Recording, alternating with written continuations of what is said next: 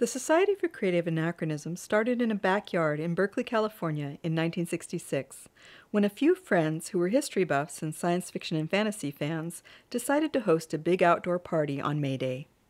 The invitation stated that a tournament would be held on the 1st of May, summoning all knights to defend in single combat the title of fairest for their ladies. Everyone enjoyed the first tournament so much that they agreed a second should be run, but in a larger setting. In order to reserve one of the public parks for the gathering, the organizers needed to write in a name for the group on the application. Since recreating the Middle Ages in 20th century Berkeley was an anachronism, something out of its proper time, and because the goal was creativity, they came up with the Society for Creative Anachronism. It was a spur-of-the-moment invention. They had no idea that the name would stay with their group into the future. Word of the society spread via friends and science fiction fandom. There were 6 events held in the first year and 9 in the second. In the third year, a chapter was founded on the East Coast, the East Kingdom, as distinguished from the West Kingdom. The Californians incorporated the society as a non-profit educational society, and away they went. Since 1966, the society has grown to 20 kingdoms, covering the United States, Canada, Europe, Asia, South Africa, and Australia. There are over 30,000 paid members of the corporation, and the total number of participants is around 60,000 people. From that first event in 1966, also known as Annus Societatis I, or AS1, the society has grown from a small backyard to 20 kingdoms across the world. One of those kingdoms is my own, the Kingdom of An Tir. An Tir began at a New Year's Eve revel held in Portland, Oregon, soon to become the Barony of Three Mountains, on December 31st, AS4, 1969. 1 month later, a sewing fest and practice session was the first event to be held in the new Barony of Madrona, Seattle, Washington. In May of Annus Societatis VIII, 1973, the Baronies of Madrona and Three Mountains discovered that together they fulfilled the requirements to charter as a principality of the Kingdom of the West. They petitioned the board of directors to be so chartered, and so what was to become the Principality of An Tir began on May 27th, Annus Societatis VIII, 1973, at a royal tourney of union held in Madrona. King Paul and Queen Carol of the West signed the charter that formed the unnamed principality. For a while, rumors favored the name of Northgate. On August 25th that year, the Principality held its first coronet tourney at Snoqualmie Falls, Washington. It was won by Sir Frederick of the West Tower for his lady, Anne of the White Tower, who were Baron and Baroness of Three Mountains at the time. It was at this event where the name An Tir, Gaelic for the land, was chosen. It is also important to note that in July of Annus Societatis X, 1975-76, the first session of the University of Madrona was held in An Tir. The University of Madrona would transform into the University of Ithra within the first year, and would expand throughout the known world by its second year. January 17th, Annus Societatis XV, 1981, the first crown tourney was held in the Barony of Lionsgate to determine the first King and Queen of An Tir. Master Manfred Kriegstreiber won the crown for me, Lady Raglan of Glenburn, as I was at that time. Our coronation took place at Twelfth Night, January 16th, Annus Societatis XVI, 1982. Yes, I was there. I was there when the coronation of An Tir was held over 30 years ago. It had been an exciting year. Master Manfred loved to fight, and that year he hit the peak of his ability. It was a joy to see him in practice as he grew stronger, faster, and glowed with happiness after each bout. In March, the West Kingdom Crown Tournament took place in the Shire of Glenmuir. I spent the day in our pavilion working on a gown. I emerged to learn that my husband Manfred was in the semi-finals. Some inspiration I was.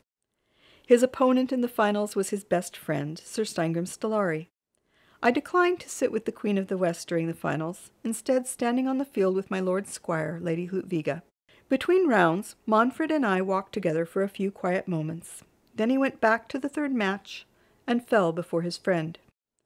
We wouldn't have been able to serve the kingdom as we did had he won the Crown of the West that day, but at the time, the loss was hard. Soon it was announced that An Tir would become a kingdom. The September tournament would be for a crown rather than a coronet. We journeyed eagerly to Lionsgate from our home in Three Mountains, prepared for a very exciting weekend. The opening of the lists brought tears to my eyes. Roger the Goliard and Arias the innkeeper's daughter led the procession with the brave and bonny host as we circled the field. Everyone was singing, their emotions cresting high with pride. We bowed before King Steingrim and Queen Lenora of the West, our An Tirian Western rulers. Many dignitaries of the West, including some who had been at the very first tournament at the founding of the society, were there. I watched all of Manfred's fights to avoid a repeat of my surprise in March. I saw him saluting the privies for part of the day, since that was where he had last seen me headed. The afternoon grew very long. My husband was a finalist. I breathed deep with pride, love, and more than a little fear. What if he won? But March Crown had prepared me for the possibility. I stood at his side, holding my head high as the lady of a great and mighty lord, while the heralds proclaimed his prowess. His opponents were Sir Scalanus of Skye of Lion's Gate, and Sir Seamus Peacemaker of Madrona, who is now Duke Thorin. Sir Scalanus suffered an injury during the round-robin finals and retired from the field with blood flowing from his brow. Thus it was Sir Seamus and Master Manfred at the end. I stood beside my friend Queen Lenora with my heart in my throat. I do not recall now how the battles went. What I do remember with crystal clarity is that silent moment as the crowd all held their breath. "Good!" exclaimed Sir Seamus as he fell to the ground. Manfred, on his knees, seemed to rock in a deep quiet. Then came a mighty roar as the onlookers surged onto the field. My husband was raised to the shoulders of the knights, who carried him around the field, singing and shouting. I followed in tears of joy. It was so late in the day that the court was held immediately. There was no time to eat, drink, change, or rest. Manfred had been handed many celebratory drinks ever since he'd taken off his helmet. Without dinner, our entry into court was a little unsteady. We received laurel wreaths from their majesties of the West and took our places beside them for a long, torchlit court. I was grateful that plates of food soon appeared at our elbows. I was worried that Manfred might slide right off his throne if he didn't get something more nourishing than beer. At a party held in the West Kingdom encampment that night, Duke Frederick of Holland said to me, "No matter what else may happen, you will always be the first Queen of An Tir." He was right. The months leading up to our coronation were a blur of activity. We attended as many events as we could, as well as meetings to iron out the details of our nascent realm. As we prepared for Twelfth Night, we commissioned personal crowns from our friends in Adiantum. Years later, people still ask me about those crowns. In the days of the Principality of An Tir, the official coronets were perfectly round and really fit no one's head. It was the custom that the prince and princess had personal coronets to suit their own style and taste, to be worn after the official crowns had been briefly used to confirm their elevation. So, naturally it seemed, we continued that tradition. The official crowns of An Tir were made by Baron Gerhard Kendall of Westmoreland, and were elegant brass circlets decorated with symbols pertaining to the kingdom. Our personal crowns, made by Baroness Regenleaf, Baron Ulfhathan, and others in Adiantum, were large silver piercework creations. We worked with Mistress Catherine Winifred of Torbitterroot, Black Lion Herald, and the gathered heralds of the West and An Tir to create a unique coronation ceremony incorporating both the traditions of the old principality and those elements we hoped would hold our kingdom strong over the years.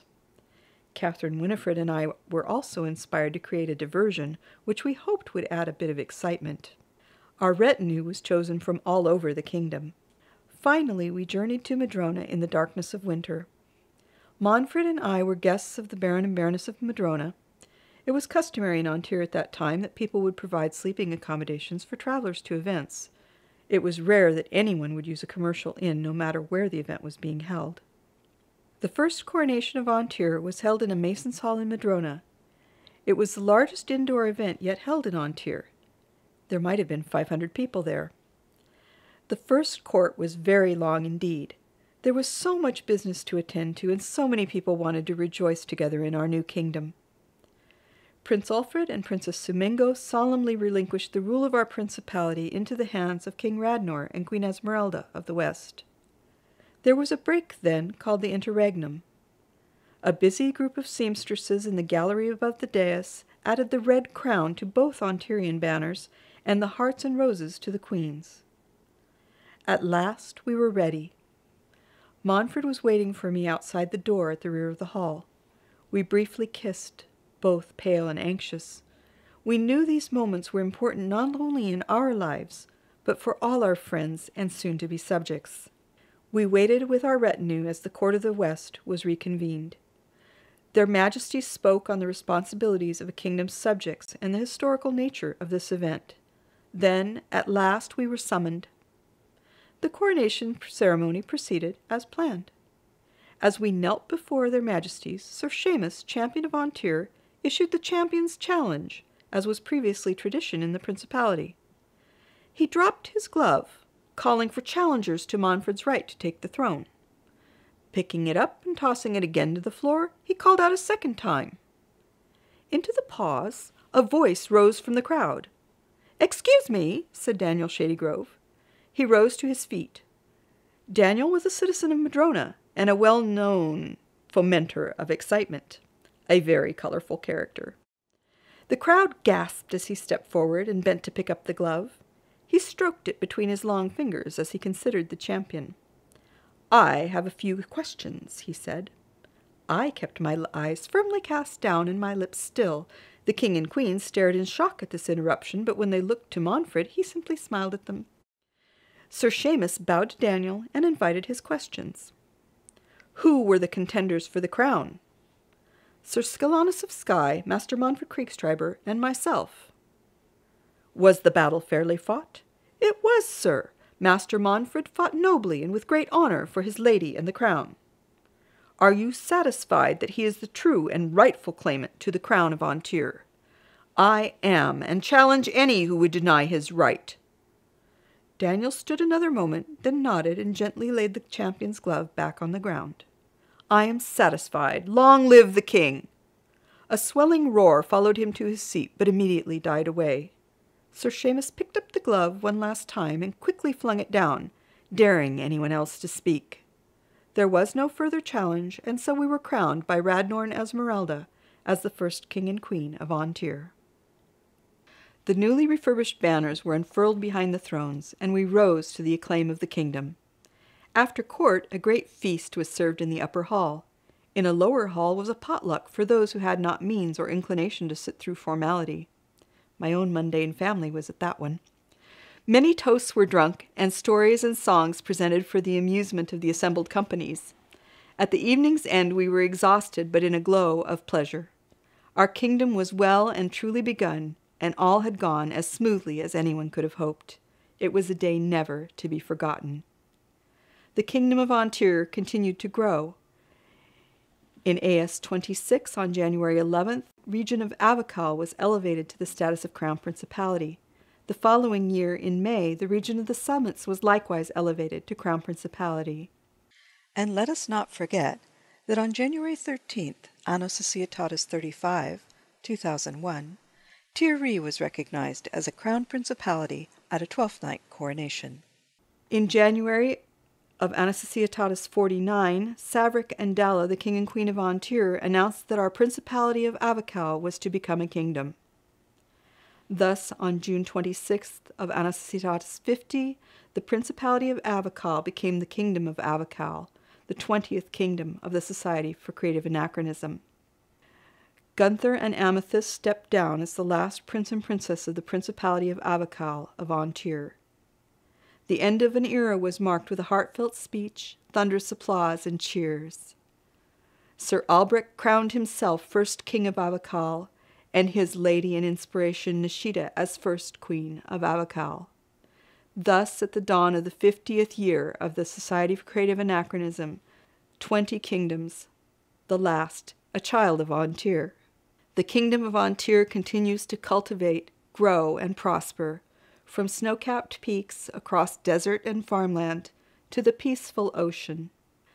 The states of Oregon, Washington, northern Idaho, Canadian provinces of British Columbia, Alberta, Saskatchewan, the Yukon, and the Northwest Territories look forward to the next 50 years. I'll see you there. Oh, see how the mist lies over the field. The morning of battle has come.